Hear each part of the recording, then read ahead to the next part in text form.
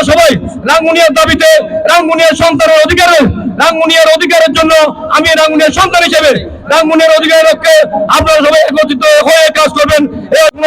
যেহেতু আমাদের সিনিয়র নেতৃবৃন্দ আছে, ইফতারের সময় হয়ে যাবে, আমি শুধু একটা কথা বলি, রাঙ্গুনিয়াতে কয়েকটা ইউনিয়নের মধ্যে ফারুয়া ইউনিয়ন হচ্ছে আমাদের বাংলাদেশ জাতীয়তাবাদী দলের জন্য মূল একটা শক্তিশালী দল, শক্তিশালী সংগঠন।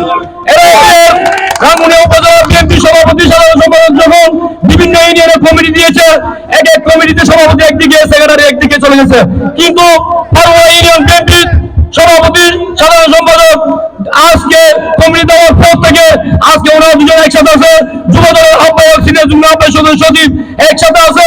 সেজন্য আমি ওদেরকে আমার ব্যক্তিগত পক্ষ থেকে সংগ্রামী শুভেচ্ছা জানাচ্ছি। এবং পাশাপাশি আপনারা যদি এই 5 তারিখের পরে আপনাদের এখন অনেক হাইব্রিড ঢুকে গেছে আপনাদের ভিতরে, যাতে আপনাদের ঐক্যটা নষ্ট করার জন্য চাচ্ছে, আপনারা ঐক্যটা নষ্ট হতে দেবেন না।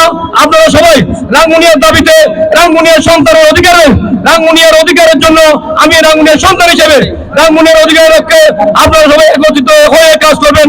এই আশা ব্যক্ত রেখে আমি আমার বক্তব্য এখানে শেষ করছি।